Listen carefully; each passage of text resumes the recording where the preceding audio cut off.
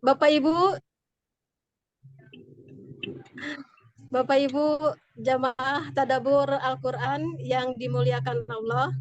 Pada sore hari ini saya mendapat mandat dari Ustadz Rusli Malik untuk memandu acara hingga selesai nanti. Insya Allah pada sore hari ini telah hadir di tengah kita yang akan memberikan ceramah hikmah Ramadan, yaitu Al-Mukarram Al-Ustadz Dr. Abdul Aziz Abasi. Namun sebelum itu, izinkan saya untuk menyampaikan salam dan permohonan maaf dari Ustadz Rusli kepada jamaah dan wabil khusus kepada Ustadz Abasi, dikarenakan Ustadz Rusli pada sore hari ini tidak dapat hadir karena ada kegiatan yang tidak dapat diwakilkan. Baik, Bapak Ibu hadirin jamaah tadabbur Al-Quran, mari kita sama-sama mengawali acara ini dengan bacaan basmalah dan sholawat. Bismillahirrahmanirrahim. Allahumma sholli ala Muhammad wa ali Muhammad. Allahumma sholli ala Muhammad wa ali Muhammad. Allahumma sholli ala Muhammad wa ali Muhammad. Baiklah, untuk acara selanjutnya yaitu pembacaan ayat suci Al-Quran yang akan dibacakan oleh Ustadz Safei Saleh dari Singapura. Semoga Ustadz Safei telah hadir dan sudah siap ya. Kepada Ustadz Safei, dipersilakan. Surat berapa, Bu? Surat 17, Ustadz. Ustadz Safei, apakah telah siap? Iya, sudah siap Ustadz Safei. Surat 17 ayat 82 sampai 85, Ustadz. Afwan. Surat 17 ya. Al-Isra ya.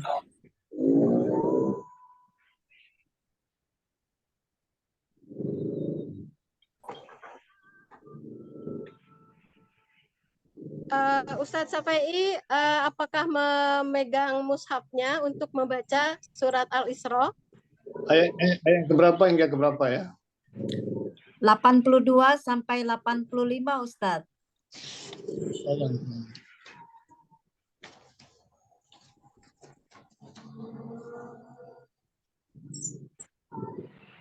Assalamualaikum warahmatullahi wabarakatuh. Waalaikumsalam warahmatullahi wabarakatuh.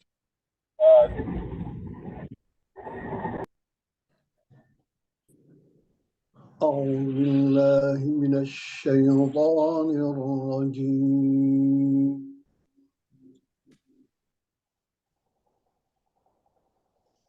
بسم الله الرحمن الرحيم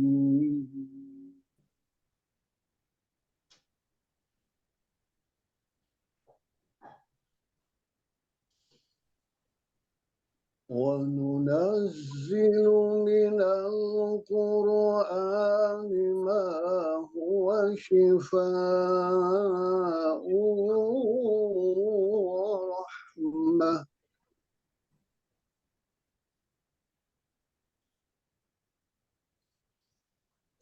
ورحمة للمؤمنين ولا يزيد الظالمين إلا خسارا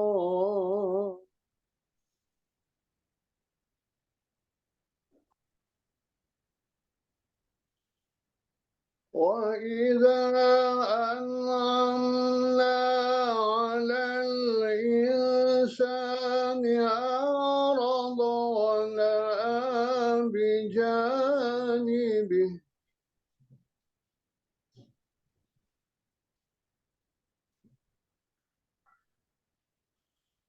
وإذا مسه الشر كان يئوسا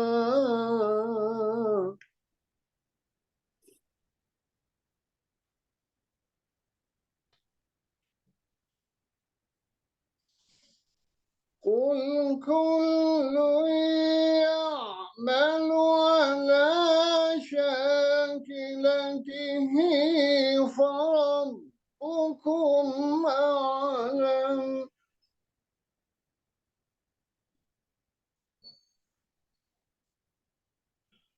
فربكم أعلم بمن هو أهدى سبيلا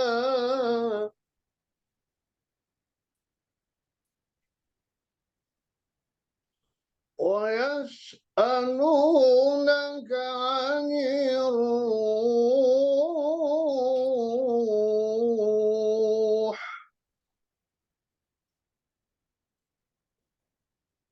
قل الروح من أمر ربي وما أوتيتم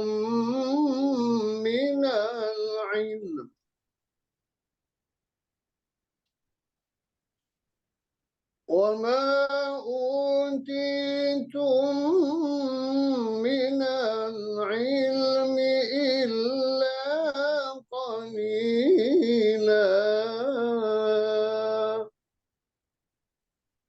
صدق الله العلي العظيم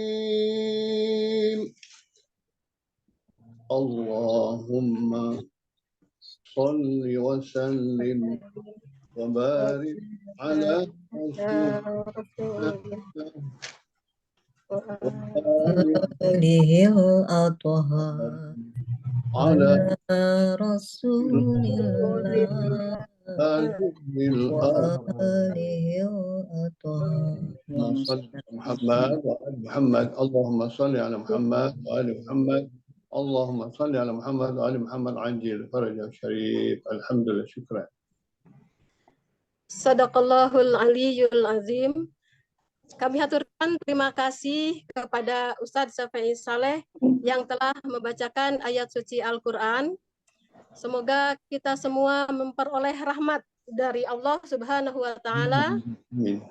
khususnya bagi yang membaca dan umumnya bagi kita semua yang mendengarkan.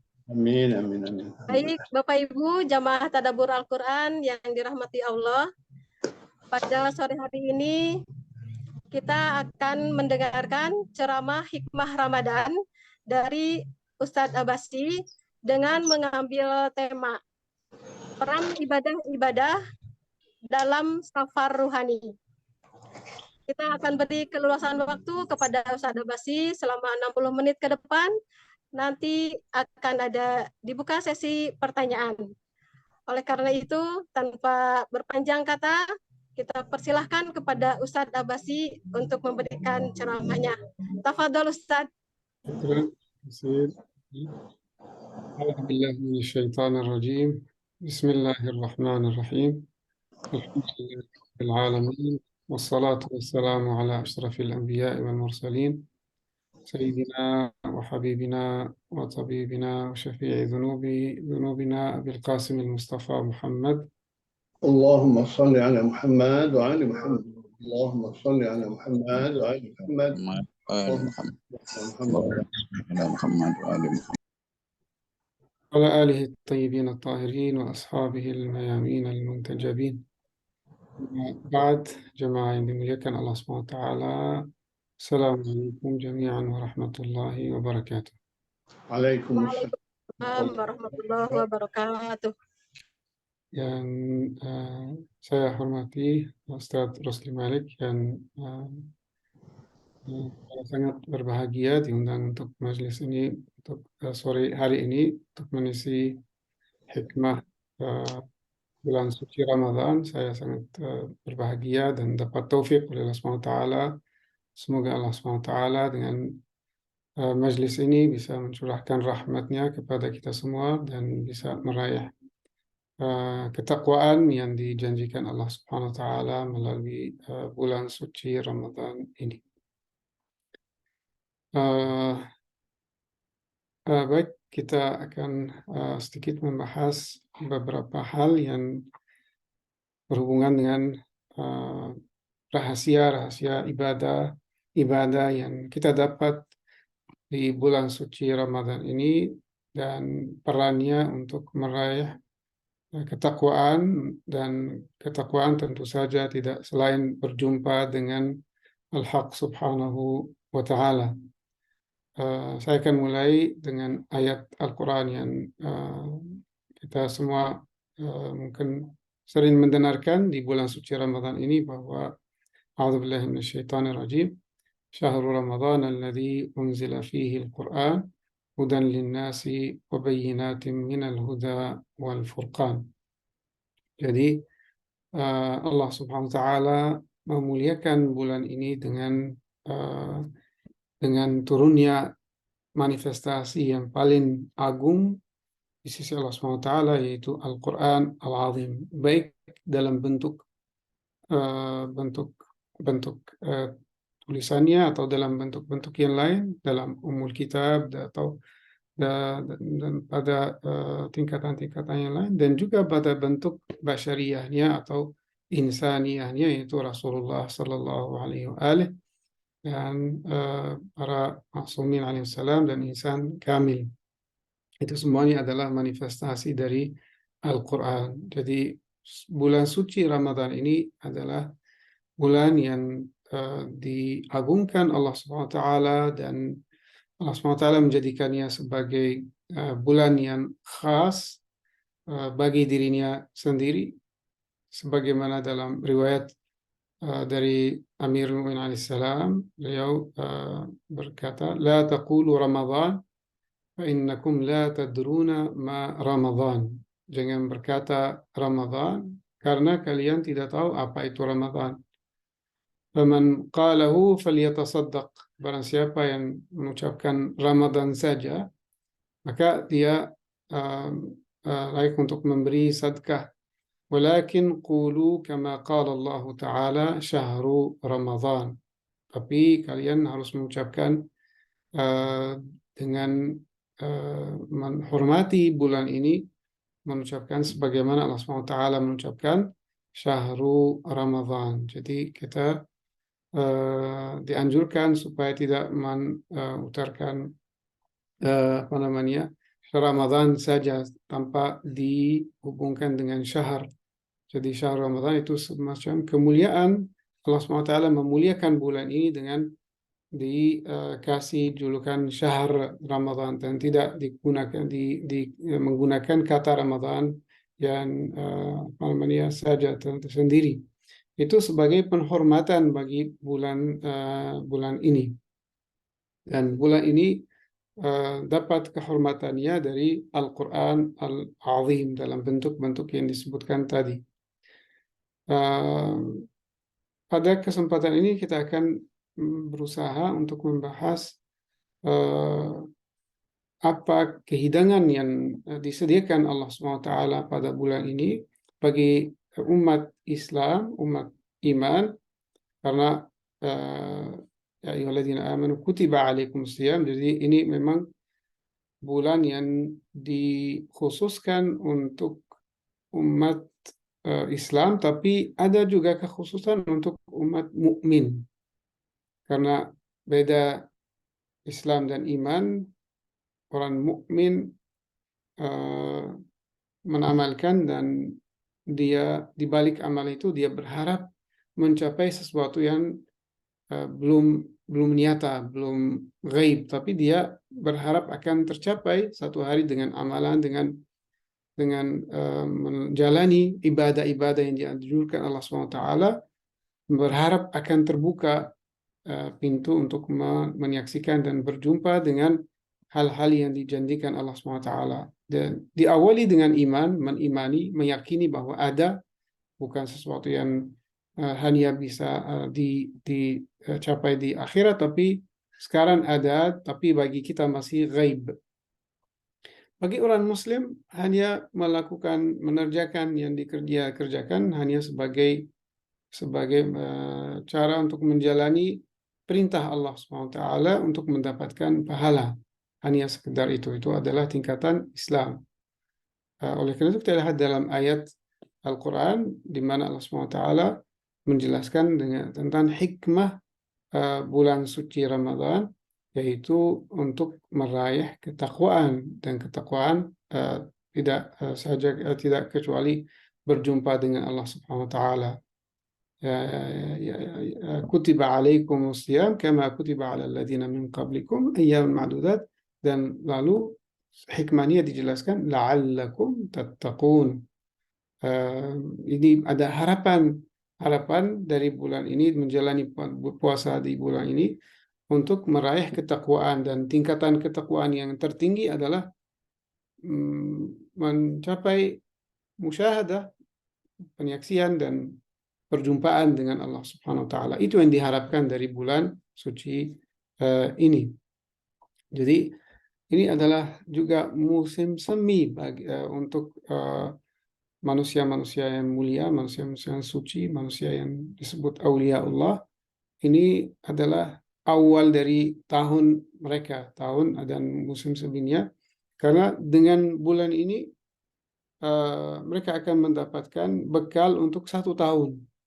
Sebagaimana dalam riwayat, man salima yaumu jum'atih faqad salima ilal Jum'ah al-Qadim, atau Jumat yang berikutnya. Jadi barang siapa yang hari Jumatnya itu selamat melakukannya, menjalaninya dengan ibadah, dengan taat kepada Allah SWT, menghindari maksiat, mensucikan dirinya, dan 1 hari dan malam dia menjaga dirinya dalam keadaan itu pada hari Jumat, dia minggunya sampai Jumat besok dia selamat, dan dia dapat menjumpai Jumat berikutnya dalam keadaan suci, dan terus-menerus seperti itu. Itu untuk 1 minggu. Untuk 1 tahun, Allah SWT menyediakan bulan suci Ramadan ini agar kita bisa mendapatkan bekal untuk meraih ketakwaan dan untuk menjamin keselamatan 1 tahun kita. Jadi man salima syahru Ramadan faqad salimat sanatuhu ila Ramadan al-qabil. Jadi orang yang Ramadannya di tahun ini selamat dari kekurangan, dia berusaha keras dari awalnya sampai akhirnya diisi dengan ibadah, dengan tilawah, dengan saum yang sebenarnya saum, yang sesungguhnya saum, dengan qiyam, dengan taat-taat yang macam-macam taat yang dianjurkan, dia akan menjamin, dan atau Allah SWT akan menjamin 1 tahun bagi dirinya, bekal 1 tahun bagi dirinya, dia akan diselamatkan selama 1 tahun. Dan kita tahu bahwa tidak ada keselamatan seperti keselamatan dalam agama, salamatan fi dini. Jadi ketika agama seorang manusia itu selamat, dia semua urusannya selamat, dan dia bisa hidup dan mendapatkan kehidupan yang bahagia, kehidupan yang sempurna. Tapi kalau agama seorang tidak selamat, ya bermasalah, maka semua urusannya akan terganggu dan dia akan punya banyak masalah. Jadi kita berada dalam momen yang luar biasa dan ada waktu yang begitu dahsyat yang tidak bisa disifati dengan kata-kata. Hanya Allah SWT dan para maksumin alaihissalam yang bisa menyampaikan tentang bulan ini dan bisa menifati bulan ini. Sebagaimana kita baca dalam khutbah Sya'baniyah di akhir bulan Sya'ban dari Rasulullah sallallahu alaihi wasallam, syahrun du'itum fihi ila dhiyafatillah. Bulan ini kita diundang untuk menjadi tamu Allah Subhanahu wa taala, tamu khusus Allah Subhanahu wa taala, undangan khusus. Dan jamuan Allah Subhanahu wa taala adalah al-ju'. Allah Subhanahu wa taala tidak menyediakan sebagaimana disediakan dalam jamuan-jamuan biasa, banyak makanan, banyak minuman, tapi menyediakan bagi kita lapar dan haus. Jadi itu adalah jamuan dhiyafatullah. Kenapa Allah SWT menjadikan jamuannya dalam bentuk ini? Karena memang ju' atau lapar itu merupakan tiang dari suluk bagi orang yang mau berjalan di jalan Allah SWT sampai berjumpa dengannya dalam keadaan yang diridai Allah SWT. Salah satu bekal yang dia butuhkan dan tidak bisa sama sekali menjalani dan mencapai tujuannya kecuali dengan al-ju'. Dan ini adalah hidangan yang disediakan Allah SWT pada bulan suci ini. Dan kita akan lihat bersama beberapa faidah dan manfaat dari al-ju'. Ada riwayat dari Rasulullah sallallahu alaihi wasallam, qal jahidu anfusakum bil ju'i wal 'atash fa innal ajra fi dzalika ka ajril mujahidi fi sabilillah. Lakukan jihad, bermujahadah yang yang diperani di sini siapa? Diri kita sendiri. Jahidu anfusakum. Jadi kita punya musuh yang namanya diri kita, nafsu kita. Dan bagaimana kita memerangi nafsu kita? Dengan lapar dan haus. Rasulullah SAW menjanjikan ajar pahalanya adalah sama persis dengan pahala orang yang pergi dalam jihad memerangi musuh-musuh Allah Subhanahu wa taala. Wa innahu laisa min amalin ahabba ilallahi min ju'in wa 'atash. Tidak ada amalan yang lebih dicintai Allah Subhanahu wa taala seperti lapar dan haus. Jadi ketika manusia menghadap Allah Subhanahu wa taala dalam ibadah, dalam tilawah, dalam bermunajat, dalam keadaan lapar dan haus, Allah sangat mencintai hal itu.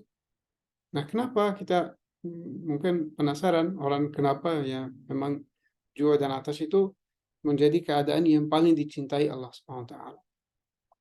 Penjelasannya bahwa jiwa kita adalah satu jiwa yang esa dari Allah Subhanahu wa taala, nafakhtu fihi min ruhi. Dan jiwa itu kapan dia dapat menikmati kebersamaan dengan Allah Subhanahu wa taala? Ketika dia dimurnikan secara keseluruhan bagi Allah Subhanahu wa taala. Tidak ada yang tersisa untuk selainnya.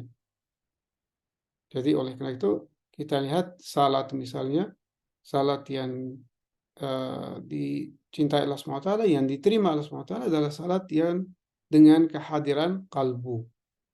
Dengan kehadiran kalbu, dan salat di mana orang tidak khusyuk akan dilemparkan, tidak akan diterima.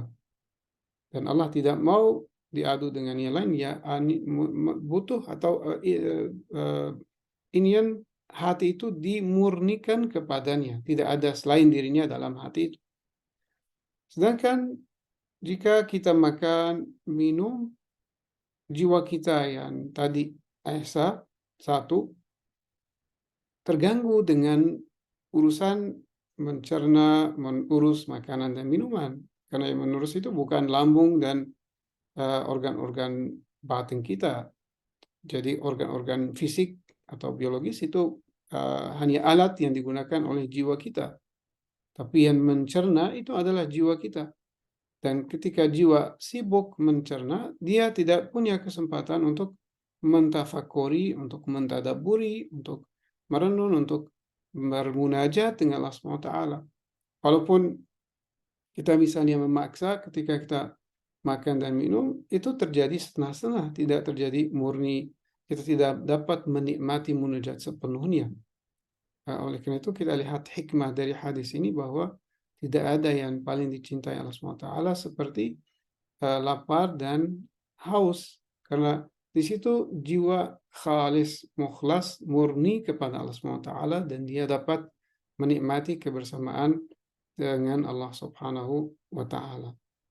Dalam hadis yang lain, afdalukum 'indallahi manzilatan yaumal qiyamati atwalukum ju'an wa tafakkuran.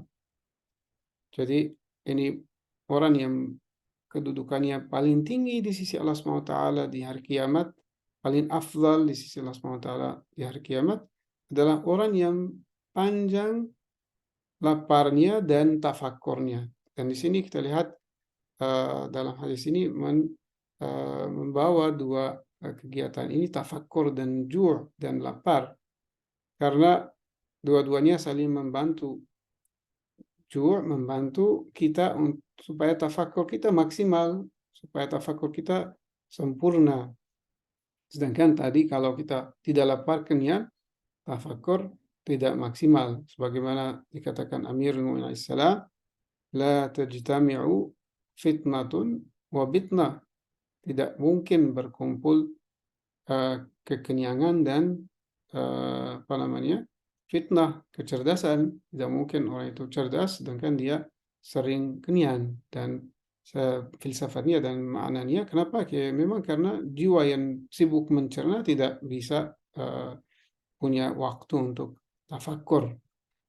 Jadi kita lihat di sini Allah SWT memberi kedudukan yang begitu tinggi bagi orang yang laparnya panjang. Jadi maksudnya laparnya panjang, orang yang saum, ya berpuasa, yang mengisi waktu-waktunya dengan puasa. Walaupun dia tidak berpuasa misalnya dalam waktu biasa, tidak mengisi perutnya sampai kenyang, dia makan secukupnya.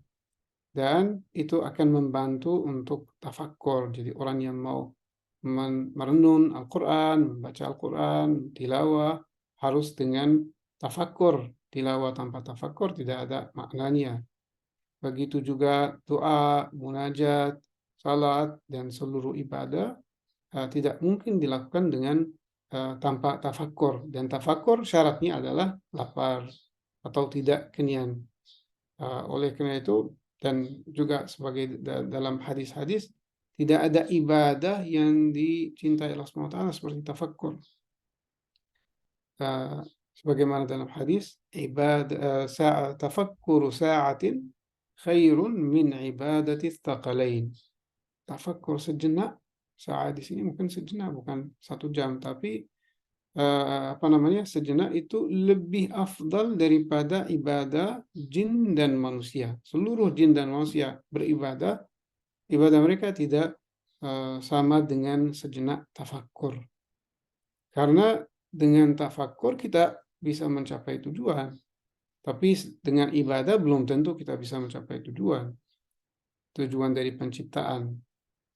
Allah SWT menciptakan kita untuk apa? Untuk ma'rifat, untuk mengenal dirinya, dan itu dilakukan melalui ibadah. Tapi kalau ibadah kita hanya untuk masuk surga, untuk mendapatkan ini, mendapatkan itu ibadah orang yang disebut oleh Amirul Mukminin ibadah tujar, ibadah orang yang pedagang, dan itu bukan ibadah ahli ma'rifat.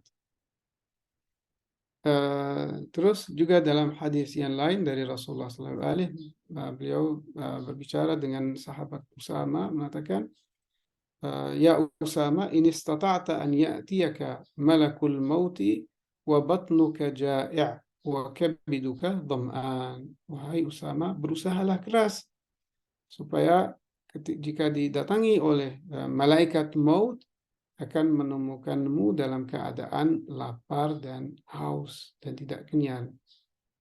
Jadi orang yang menyiapkan diri dengan banyak puasa dan banyak tafakkur, ini orang yang sudah siap untuk menjemput kematian dan tidak takut kematian, dan sudah siap untuk berjumpa dengan Allah SWT. Bahkan dia mencintai momen-momen yang dia bisa berjumpa dengan Allah Subhanahu wa Ta'ala. Dalam hadis yang lain juga, aji'u akbadakum la'alla qulubakum tarallah. Salah satu cara untuk melihat dan menyaksikan Allah Subhanahu wa Ta'ala adalah berusaha untuk berpuasa dan untuk menyediakan atau mengurangi makanan dan minuman dan semua kegiatan yang sifatnya duniawi. Kita tahu bahwa tidak ada hijab antara kita dan Allah SWT kecuali diri kita sendiri, kecuali kesibukan kita dengan selainnya. Jadi ini sebagaimana dalam hadis, ad-dunya wal akhiratu darratan. Jadi dunia dan akhirat dua hal yang tidak bisa berkumpul. Kalau kita sibuk dengan dunia, tidak mungkin bisa menikmati akhirat. Kalau kita menosongkan diri kita, menosongkan hati kita dari dunia, terus nafsu kita disiapkan, di kekuatan hewaninya dikurangi, waktu itu kita dapat bisa menikmati kebersamaan dengan Allah Subhanahu wa taala. Sebagaimana dalam hadis Mi'raj, di mana Allah Subhanahu wa taala di situ mewajibkan fardh puasa, dan di situ bertanya kepada Rasulullah sallallahu alaihi wasallam, "Ya Ahmad, hal ta'lamu ma mirathus shaum?" Wahai Ahmad, karena Rasulullah sallallahu alaihi wasallam dipanggil di langit sebagai Ahmad, dan nama Ahmad. Kalau di bumi namanya beliau Muhammad.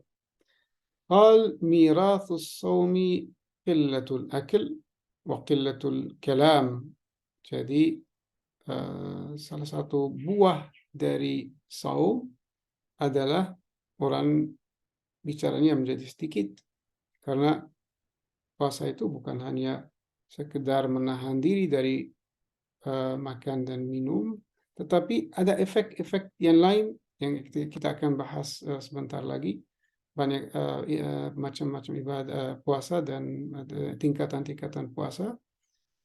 Salah satu buahnya orang tidak berbicara banyak, tidak sibuk banyak dengan hal-hal yang selain Allah SWT, dan itu juga ada efeknya dan buahnya. Qal mirathus saumi mirathus samti innaha turithul hikmah. Jadi orang jika dia berpuasa, aktivitas duniawinya berkurang, terus interaksinya juga bergaul, bicara hal-hal yang tidak penting itu juga berkurang, dan itu yang dia mendapatkan hikmah. Mirathu, dia mewarisi hikmah. Jadi secara langsung orangnya dapat hikmah dari Allah Subhanahu wa taala, wa hiya turithul ma'rifah. Dan hikmah, ketika orang dapat hikmah, kebijaksanaan, dan kebijaksanaan itu adalah punya pengetahuan dan menjalani pengetahuan itu sesuai dengan anjuran pengetahuan tersebut. Itu hikmah. Jadi hikmah adalah punya dua aspek teori dan aspek praktis. Orang mengetahui dan mengamalkan apa yang dia ketahui. Jadi itu yang disebut hikmah. Dan al-hikmatu turithul ma'rifah. Dan buah dari hikmah dia yang mewariskan ma'rifah. Orang bisa mengenal dirinya, bisa mengenal Tuhannya, bisa mengenal nabinya, imamnya. Itu semuanya dia dapat mengenal dan menjadi akrab dengan wujud-wujud yang mulia itu. Lalu wal ma'rifatu al-yaqin. Al-ma'rifat turisul yaqin. Barang siapa yang dapat ma'rifat, buah akhirnya adalah yakin. Dan yakin itu buahnya sangat-sangat berharga. Orang yang meyakini semua yang harus diyakini, Allah, Ma'ad, Rasul, Imam, dan seterusnya, itu semuanya buahnya adalah orang tidak peduli dengan keadaan apapun yang dia berada di dalamnya. Keadaan sakit, sehat, kaya, fakir, terus ditimpa oleh musibah, atau dalam keadaan biasa, dia tidak berubah. Karena yakin bahwa semua yang mengatur segalanya adalah yang hadir bersamanya, yang dia kenal sebagai yang maha kuasa, maha kasih sayang, dan maha mengetahui. Maka dirinya tidak sama sekali goyang dan tidak sama sekali berubah, tidak kena gejala misalnya penyakit-penyakit jiwa, penyakit-penyakit hati seperti cemas, misalnya stres, depresi, dan sebagainya, macam-macam penyakit-penyakit modern yang dialami oleh manusia hari ini.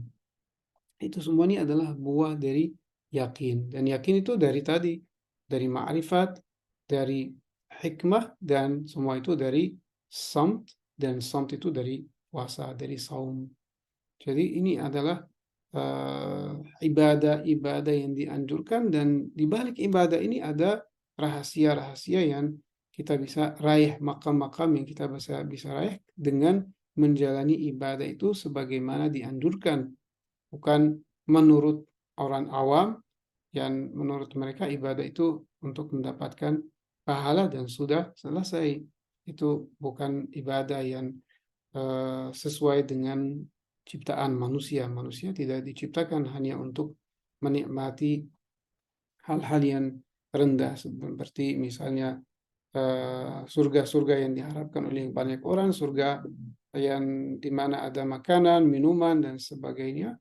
Itu bukan makam manusia. Hewan pun bisa menikmati kenikmatan-kenikmatan yang makan, minum dan sebagainya, tapi manusia menikmati kebersamaan dengan Allah SWT. Waridwanun minallahi akbar. Jadi itu yang merupakan makam yang diharapkan oleh para wali. Ya ghayata ghayata amalil arifin. Jadi ghayata amalil arifin, orang-orang arif mereka punya tujuan berjumpa dengan Allah dan mereka tidak puas dengan keadaan apapun selain berjumpa dengan Allah. Maka kalau kita lihat hadis-hadis yang disampaikan di sini oleh Rasulullah SAW menjelaskan bahwa kita ini tidak diciptakan untuk hal-hal yang rendah, tidak diciptakan untuk hal-hal yang biasa-biasa.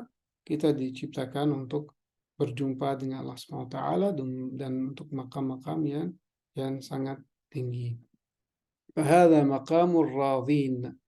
Jadi orang yang mencapai yakin sudah mencapai maqam yang ridha. Mereka akan tidak peduli dengan keadaan apapun dan mereka ridha. Radhiyallahu anhum wa radu anhu. Faman amila biridhaya ulzimuhu thalatha khisal. Barang siapa yang mengamalkan dengan ridhaku dan ridha dengan apa yang aku tentukan, dia akan mendapatkan tiga sifat, tiga ciri khas dan tiga sifat. La yukhalituhul jahl. Dia akan mendapatkan ilmu yang tidak pernah campur dengan kebodohan.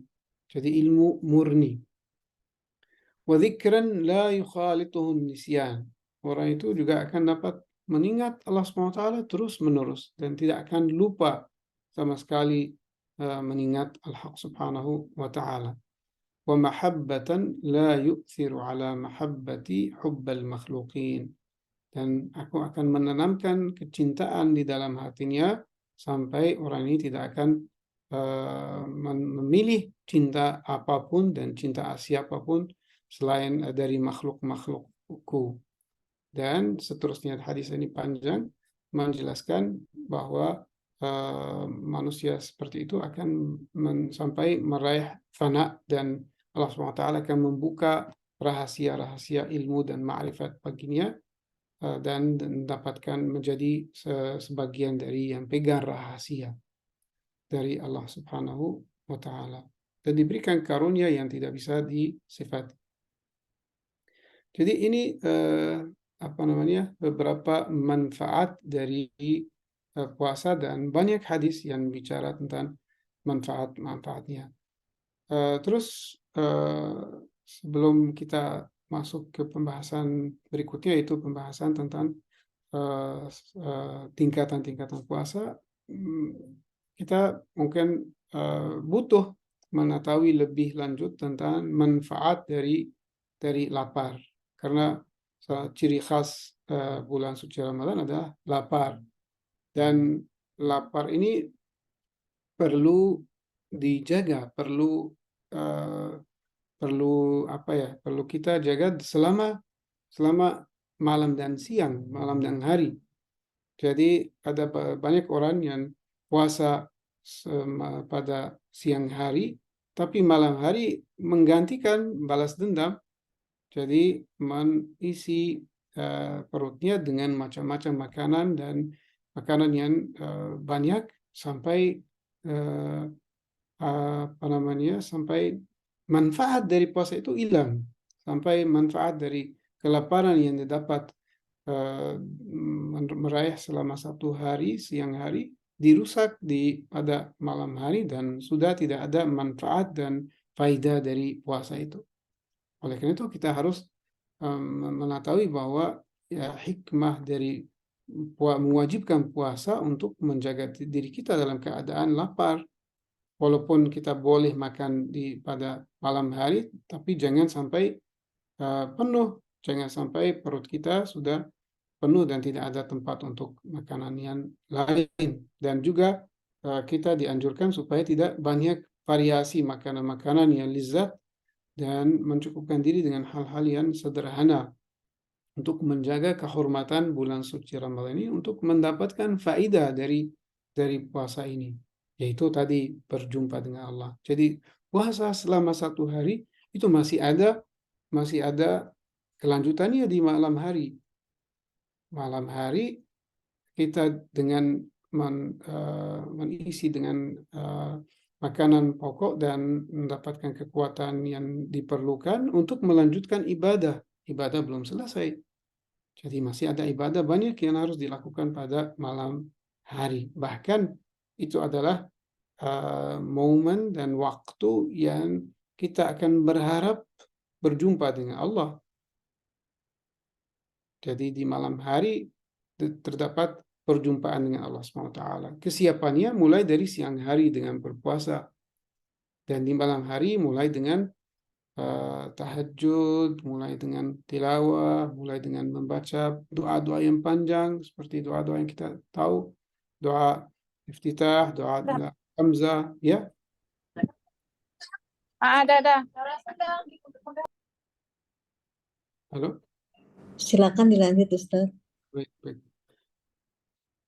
Ya, jadi memang untuk malam-malamnya ya kita masih ada banyak yang dilakukan. Oleh karena itu kita harus tahu manfaat dari ju' atau dari lapar, sifat lapar. Yang pertama, dia dapat mensucikan hati kita. Ini disebut safa'ul qalb. Jadi ketika kita berpuasa, efeknya pernah ada efek ke batin juga. Selain efek fisik, dia dapat membersihkan perut kita, membersihkan juga organ-organ lain yang mengurangi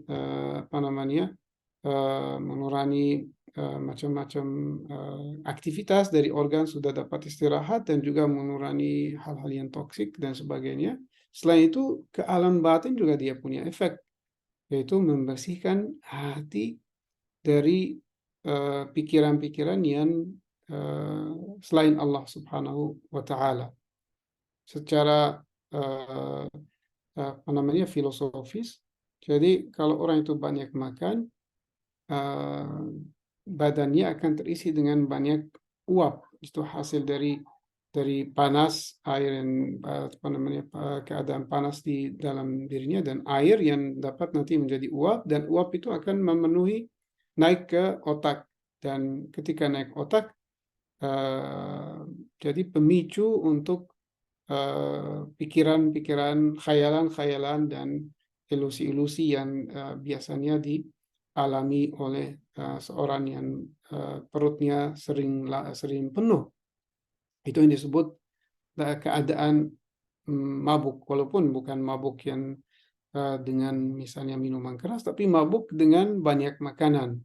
Dan mabuk di situ juga karena jiwanya sudah punya banyak aktivitas sampai tidak punya kesempatan untuk berpikir, dan kelancaran berpikir akan sangat berkurang dan menjadi terhambat oleh pencernaan dan menurus banyak makanan. Maka bagaimana diobati? Diobati dengan lapar. Jadi sebagaimana dari hadis Rasulullah sallallahu alaihi wasallam, man aja'a batnahu a'azumat fikratuhu. Barang siapa yang bikin perutnya lapar, pikirannya akan menjadi agung dan menjadi banyak.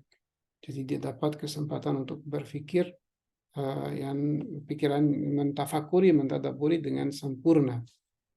Manfaat yang kedua, kita dapat menurani keinginan nafsu kita. Jadi nafsu kita yang kalau dia kenyang, dia menjadi seperti orang yang punya kekuatan, dan dia harus menghabiskan kekuatan itu dalam sesuatu yang lain, dan itu menimbulkan sifat tajabur, sifat takabur, sombong, dan ingin memunculkan kekuatannya. Dan ketika orang lapar itu dapat dikurangi dan juga menundukkan nafsu kita, dan nafsu kita menjadi hina di hadapan Allah SWT, dan kita bisa menikmati khusyuk, nikmat khusyuk, bisa menikmati juga merendahkan diri kita kepada Allah SWT. Jadi memang nafsu itu sesuai dengan apa yang kita kasih. Kalau kita kasih banyak makanan, dia cenderung menjadi hewani. Hewani di sini dua sifat, baik hewan yang syahwatnya tinggi atau hewan yang amarahnya tinggi, atau sifat yang ketiga, sifat syaitani. Begitu juga nafsu yang dibiarkan secara tidak dijinak, tidak dikendalikan, tidak dibatasi, dia akan mempunyai sifat-sifat tiga yang tadi, hewani, dua, buas, atau hewan yang punya syahwat, atau juga bisa mempunyai sifat syaitani. Nah, kita bisa mengurangi sifat-sifat ini dan memperkuatkan sifat manusiawi dengan lapar, dengan puasa. Juga manfaat yang lain adalah mengurangi waktu tidur. Jadi waktu tidur itu manusia butuh banyak waktu tidur jika dia kenyang, dan memang akan menuntut waktu banyak untuk tidur. Sedangkan manusia yang lapar tidak butuh waktu banyak untuk istirahat.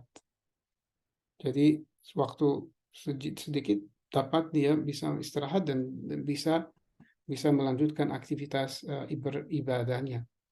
Jadi ini membantu diri kita untuk ibadah-ibadah yang lain, karena kita lihat kalau orang tidurnya banyak, jadi ada sebagian besar dari umurnya yang hilang, yang tidak dimanfaatkan, sekedar sepertiga dari waktu yang dihabiskan. Kalau kita mengikuti pola tidur secara medis atau secara psikologis, ya itu akan mengambil waktu banyak dari umur kita, dan itu modal kita adalah umur kita.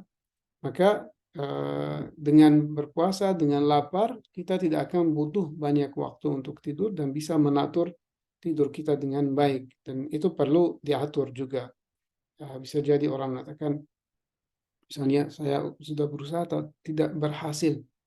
Itu tidak berhasil itu bukan karena laparnya atau karena puasanya, tapi karena tidak diatur dan tidak ada kemauan untuk mengatur pola tidurnya. Misalnya orang biasanya dia begadang sampai pagi dan pagi baru tidur, dan itu akan menghabiskan banyak waktu dan tidak dapat beristirahat. Kita tahu bahwa waktu orang tidur di siang hari, semakin banyak waktu dia tidur, dia tidak dapat istirahat, dapat lebih capek lagi. Oleh karena itu harus mengatur waktu tidur pada malam hari. Waja'alna naumakum subata. Jadi itu sunnatullah, kita nggak bisa menggantikan sunnatullah digantikan dengan tidur siang dan begadang malam. Jadi harus mengatur, dan misalnya kita awal malam kita tidur 2 jam, 3 jam maksimal sudah, dan kita akan bisa melanjutkan ibadah kita, bisa memanfaatkan waktu kita dalam beribadah, dan semua faedah itu didapatkan karena puasa dan karena lapar. Jadi ini syarat-syarat supaya kita mendapatkan puasa yang shaumus shaimin, dan juga dengan niat yang kuat, dengan niat yang benar, kita bisa menjadikan puasa kita puasa maksimal, dan ibadah-ibadah kita lain juga ibadah maksimal, yang dengannya kita bisa suluk, bisa berjalan, dan bisa meraih ketakwaan, dan bisa meraih Lailatul Qadar. Di sini poin yang mungkin puncak dari bulan suci Ramadan ini adalah Lailatul Qadar, di mana semua takdir kita ditentukan. Selama 1 tahun, kalau kita dapat umur lain setelah 1 tahun, kita bisa menghadiri bulan Ramadan berikutnya. Kalau tidak, semua yang kita dapat akan ditentukan pada malam Lailatul Qadar. Maka bagi orang yang punya akal, orang yang beriman, orang yang meyakini apa yang disampaikan oleh Allah SWT, apa yang disampaikan oleh Ma'sum alaihissalam dalam riwayat-riwayat, itu adalah kebenaran. Dan memang semua yang kita dapat dari rizki, ilmu, kesehatan, semua yang kita akan dapat karunia dari Allah SWT ditentukan pada Lailatul Qadar. Jadi orang akil pasti akan menyiapkan diri untuk Lailatul Qadar ini untuk mendapatkan hal-hal yang terbaik pada Lailatul Qadar. Kita lihat saja misalnya orang untuk menyediakan kebutuhan materialnya, fisiknya dalam kehidupan sehari-hari, dia berusaha keras dari pagi sampai sore, dia bekerja keras untuk mendapatkan kebutuhan sehari-harinya dan menyediakan waktu, tenaga, pikiran, dan semua itu demi mendapatkan kebutuhan memenuhi kebutuhan dirinya dan keluarganya di 1 hari. Nah, di sini kita tahu bahwa takdir kita ditentukan pada 1 malam, dan takdir ini bukan hanya takdir rezeki kita yang sifatnya fisik material, tapi takdir yang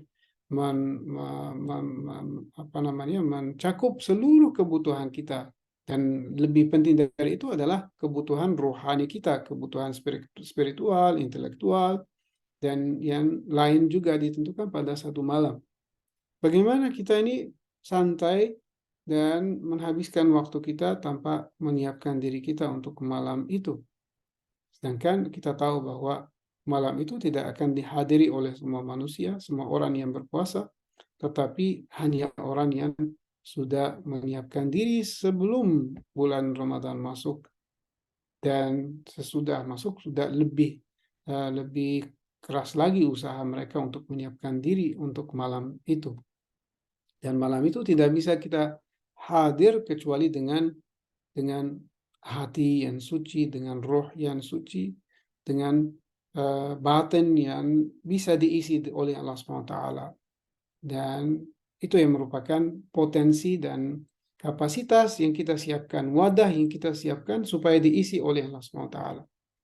Sedangkan kalau kita sibuk dan santai dan tidak memaksimalkan ibadah kita, mensucikan diri kita, tidak meraih ketakwaan, ya malam Lailatul Qadar kita akan termasuk orang yang tidak dapat juga maksimal. Wadah kita akan menjadi sangat sempit, kecil, dan tidak dapat diisi dengan kenikmatan dan karunia yang diturunkan pada malam Lailatul Qadar itu. Dan kita tidak dapat buah dari malam itu yang disebut salamun hiya hatta matla'il fajr. Keselamatan sampai hari kiamat itu hasil dari Lailatul Qadar, 1 malam yang bisa memperbaiki semua masalah kita, bisa menjadi bekal bagi kita selamanya. Kalau kita tidak dapat wadahnya, tidak dapat menerima dan berjumpa dengan wujud-wujud yang suci, maka kita akan termasuk orang yang rugi. Jadi oleh karena itu semua amalan yang disediakan, yang dijadikan sebagai hidangan oleh Allah SWT ini adalah hidangan untuk meraih Lailatul Qadar. Ini ada wasiat waktu kita masih sampai jam berapa, Bu? Afwan Salu. Masih ada 10 menit lagi, Ustaz. Baik, ya, terima kasih. Jadi ada wasiat dari Imam Shadiq alaihissalam bagaimana kita menyiapkan diri kita untuk bulan suci Ramadan ini, ibadah kita dan keadaan kita, bahwa ketika kita berpuasa kita harus melihat diri kita seperti sudah mau pindah alam, tidak punya, tidak apa namanya, tidak lagi apa namanya, tidak lagi bukan orang alam ini tapi orang alam sana. Jadi kata Imam Shadiq, antara nafsaka musyrifatan 'ala al-akhirah. Jadi engkau melihat dirimu sudah mau menyaksikan akhirat. Dan itu makna dari as-sawmu li wa ana ajzi bihi. Jadi Allah SWT ingin dengan puasa ini melihat kita sudah putus diri kita dengan lapisan yang apa namanya, yang banyak itu semuanya diarahkan untuk satu arah, yaitu ke Allah Subhanahu wa Ta'ala. Itu makna antara nafsaka musyrifatan 'ala al-akhirah. Sudah tidak lagi melihat alam ini, tidak lagi sibuk dengan alam ini, tidak ada aktivitas yang berhubungan dengan alam ini. Oleh karena itu orang yang akil, orang yang punya akal, ya dia kalau tidak ada hal yang darurat, dia tidak akan sibuk dengan hal apapun, dengan aktivitas apapun kecuali ibadah. Dan banyak orang yang memang yang mengkhususkan ibadah bulan puasa ini, mereka mengambil cuti dan pada bulan ini mereka mengkhususkannya hanya untuk ibadah, karena mereka ini orang cerdas, orang akil, dan orang tahu bahwa ini adalah bekal untuk selamanya, untuk kehidupan selamanya, bukan hanya untuk dunia ini. Maka kalau bisa untuk seorang, untuk supaya puasanya menjadi puasa yang benar-benar puasa, tidak mengisi waktunya dengan kelezatan dan kenikmatan apapun, dan tidak dapat mengganggu hatinya. Karena ini mungkin banyak orang tidak tahu bahwa kegembiraan yang sifatnya duniawi itu dapat mengganggu kegembiraan ilahi. Jadi kalau orang sibuk dengan sesuatu, walaupun kesenangan yang sifatnya halal, mubah, bukan haram, mubah, tapi kalau dia menjadikan hatinya sibuk dengan kesenangan-kesenangan duniawi, itu akan mengurangi kesempatan untuk menikmati kesenangan-kesenangan ilahi dan menghalangi dirinya untuk menjadi diri yang sangat akrab dengan Allah SWT, dan bikin keadaan khusyuk dan khudu' itu berkurang. Dan orangnya, kalau orang banyak kegembiraan yang sifatnya duniawi, khusyuknya akan susah, hatinya menjadi keras. Oleh karena itu kita dapat dalam hadis, misalnya jangan banyak tertawa, misalnya, karena innaha tuqassil qalb, karena itu bikin hati keras. Dan ini adalah juga dua hal yang tidak bisa berkumpul. Orang gembira dengan Allah SWT, dengan kehadiran Allah, dengan berinteraksi dengan Allah SWT, dan kegembiraan selain Allah SWT. Itu yang disebut dalam Al-Quran, wa bidzalika falyafrahu. Jadi bidzalika falyafrahu di sini adalah yani billah, dengan Allah SWT mereka dapat bergembira. Dan kita lihat di sisi lain dalam kisah Qarun, ketika qala lahu qaumuhu la tafrah innallaha la yuhibbul farihin. Jadi jangan bergembira, karena kegembiraan duniawi Allah tidak suka hal itu, dan itu bikin manusia sibuk dengan selain Allah. Maka kata Imam Shadiq, antara nafsaka musyrifatan 'ala al-akhirah, bahwa engkau seolah-olah sekarang mau masuk akhirat, sekarang mau berjumpa dengan Allah SWT, sekarang ada mauqif di mana engkau akan berdiri dan menghadap kehidupan yang sejati. Jadi itu yang bikin manusia merendahkan hatinya, merendahkan dirinya, dan mendapatkan keadaan khusyuk. Dan wa an yakuna haluka hala 'abdin khaifin min maulah. Pada waktu puasa engkau harus punya keadaan orang yang takut pada maulanya. Takut apa? Ya takut ibadah kita yang penuh kekurangan tidak diterima. Takut semua yang kita lakukan ini bisa jadi apa yang kita lakukan itu punya penuh riya, ujub dan hal-hal yang lain yang bisa menjadikan amalan kita menjadi sia-sia. Jadi kita takut, memang orang mukmin harus hidup antara khauf dan raja. Berharap Allah SWT akan menerima amalnya, juga takut bahwa amalnya tidak terima karena misalnya kita kadang-kadang terjerumus dalam misalnya memamerkan ibadah kita, memamerkan perbuatan-perbuatan kita, dan itu bahaya karena bikin semua amalan kita gugur dan hancur. Oleh karena itu kita harus selalu menjaga kesucian hati kita, dan ini poin yang sangat penting. Kita kembali ke tadi as-saumuli wa ana ajzi bihi. Salah satu ciri khas puasa adalah tidak ada yang tahu kita berpuasa atau tidak, kecuali Allah Subhanahu wa Ta'ala. Karena walaupun secara lahir mungkin orang tidak lihat kita minum, makan, dan mengatakan kita ini secara lahiriah kita berpuasa. Tapi batin kita siapa yang tahu? Hanya Allah yang tahu. Dalam pikiran kita apa yang terjadi, dalam khayalan kita apa yang terjadi, dalam hati kita apa yang terjadi, itu hanya Allah yang tahu. Dan Allah yang tahu apakah kita berpuasa benar-benar atau tidak. Maka itu makna dari bahwa kita harus berusaha supaya saum kita, puasa kita yang merupakan syarat semua ibadah lain, yang membantu ibadah kita lain semua menjadi ibadah yang sempurna. Dengan puasa yang benar-benar puasa akan menyempurnakan ibadah yang lain, dan itu akan membantu kita untuk berjalan di jalan ini dan bisa berjumpa dengan Allah SWT, bisa mendapatkan kecintaan Allah SWT, dan dapat menjalani perintah-perintahnya.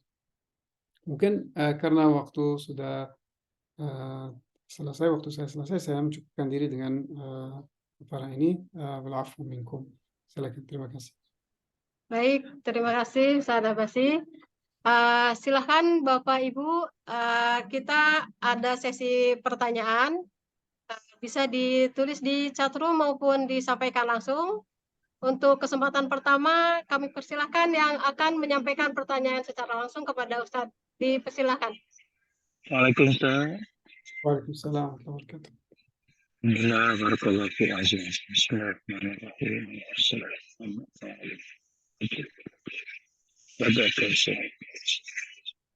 Ustaz, apa Ustaz beri pencerahan cara batinnya melalui kupasan Al-Ma'idah minas sama Ustaz tadi, di mana Allah mengatakan tiada yang lebih kucintai melebihi daripada mereka yang lapar dahaga tadi, bila dikaitkan kepada konteks berpuasa hakiki yang dilaksanakan Imam Husain di Karbala, di mana baginda mentajalikan level berpuasa hakiki tadi persis di lembah Mukaddas di Karbala, dan baginda mempamerkan semaksimal mungkin ma'rifatullah di level nafs kamilanya, sehingga mara'aitu illa jamila, menyatulah antara makam Muhammad, Ahmad dan Hamid tadi. Dan ini mengakibatkan kita merasa teruja untuk switch on jiwa-jiwa menuju makam Kamilah tadi melalui kupasan Ustaz tadi. Beri pencerahan, afwan, ma'azibatun semua. Barakallahu fiik. Terima kasih banyak.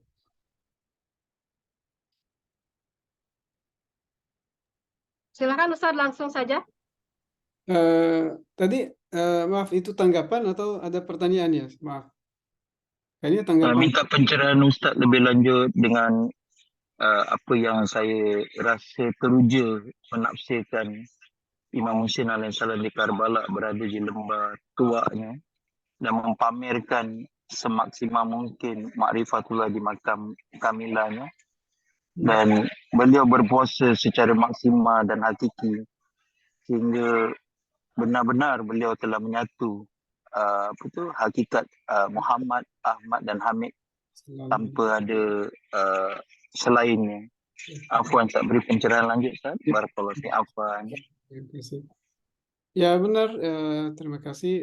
Memang kalau kita lihat apa yang terjadi di Karbala di Imam Hussein alaihissalam, sahabat-sahabat beliau, Sayyidah Zainab alaihissalam dan Ahlul Bait alaihissalam di padang pasir Karbala, itu semuanya hasil dari ma'rifatullah dan yakin tadi yang kita bicara tadi tentangnya, bahwa ketika seorang mencapai yakin akan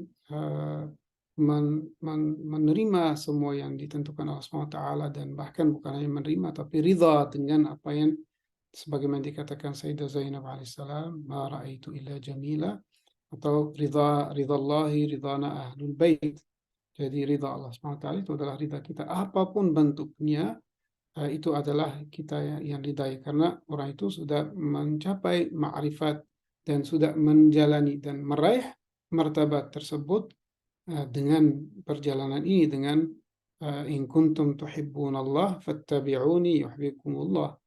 Maka dengan mengikuti Rasulullah SAW, dengan menjalani syariatnya sebagaimana dianjurkan, dengan sunnah-sunnahnya, dengan adab-adabnya, dengan setiap langkah yang diangkat Rasulullah, kita juga melakukan hal yang sama agar kita bisa menjadi sahabat seperti sahabat Imam Hussein alaihissalam. Kita bisa juga menjadi khairul ashab, sebagaimana dikatakan Imam Hussein bahwa khairul ashab wa ashabi, orang yang punya ma'rifat, orang yang punya yakin, dan orang yang tidak akan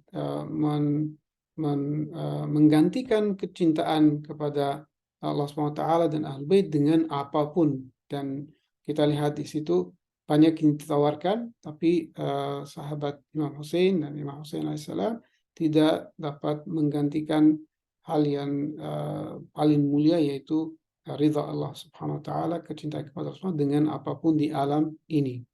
Ini yang buah di mana seorang manusia yang bisa meraih maqam ketakwaan. Dan kalau tadi dari Pak Muhammad Nur Usman itu disebut maqam apa namanya Ahmadiyah, dan Ahmad di situ merupakan tajalli asma Allah SWT, dan asma Allah SWT di langit yang merupakan bentuk kesempurnaan yang tertinggi, dan sifatnya menjadi sifat yang esa, dan itu tauhid yang paling tinggi. Dengan makam itu kita bisa menjadi hamba yang fana fillah, dan setelah itu kita dapat baqa billah. Jadi fana, semua kehidupan kita untuk Allah, semua perbuatan kita untuk Allah, dan tidak ada yang tersisa dari diri kita, dari ego kita, dari ananiyah kita. Itu semua hilang karena ibadah tadi, yang kita melatih diri kita untuk menjalani dan melakukan apa yang dilakukan hanya untuk Allah SWT, memurnikan diri kita dari selain Allah.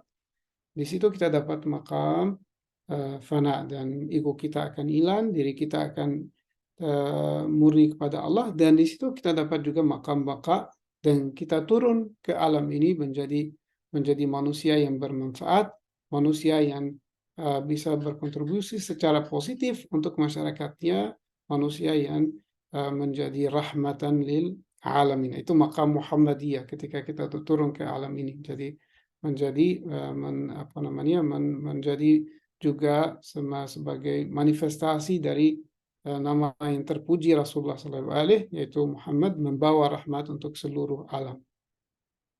Mungkin itu yang bisa saya paparkan. Baik, bila tidak ada yang menyampaikan lagi pertanyaan, kita akan ke layar monitor. Ustaz Abasi barangkali bisa membaca pertanyaan yang ada di layar. Silakan. Malam Lailatul Qadar itu ada pada malam ganjil, ya. Kenapakah malam Lailatul Qadar itu tidak ditentukan malam secara qat'i? Apakah menikmati malam Lailatul Qadar itu rahasia bagi dirinya sendiri. Nah, ini untuk Lailatul Qadar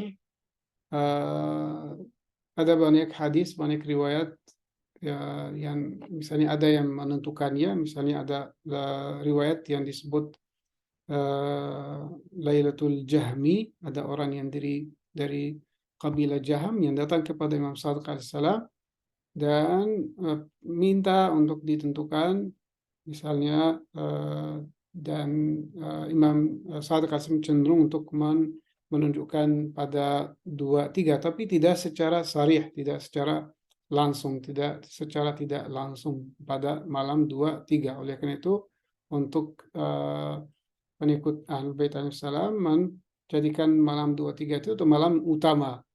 Tapi dalam riwayat yang lain dari Rasulullah SAW mengatakan iltamisuha fil ashril awakhir. Carilah malam Lailatul Qadar pada 10 hari terakhir. Jadi oleh karena itu kita lihat sunnah i'tikaf yang dianjurkan pada bulan suci Ramadan ini dilakukan pada 10 hari terakhir, itu supaya orang terputus dari segala urusan duniawi dan hanya mengisi waktunya dengan ibadah dan penuh supaya bisa mendapatkan Lailatul Qadar. Dan mungkin rahasia kenapa disamarkan supaya ibadah orang itu maksimal dan tidak hanya dilakukan pada satu hari. Dan itu rahasianya kenapa? Karena kesiapan itu memang tidak mudah untuk satu malam. Jadi memang kesiapan itu sebelumnya. Dan ketika kita sudah sampai puncak, di situ kita harus benar-benar terputus dari gangguan yang lain supaya kita menyiapkan wadah yang suci murni untuk bisa mendapatkan pencerahan pada malam tersebut. Ya, ini mungkin untuk jawaban tentang Lailatul Qadar. Baik, Ustaz. Bapak Ibu, apakah masih ada yang mau menyampaikan pertanyaan? Masih bisa ya? Silakan satu lagi Pak Ustadz Wahyudin, silakan. Ya, syukur Ustaz. Masya Allah penjelasannya. Menarik sekali apa penyampaian dari Ustaz tadi ya.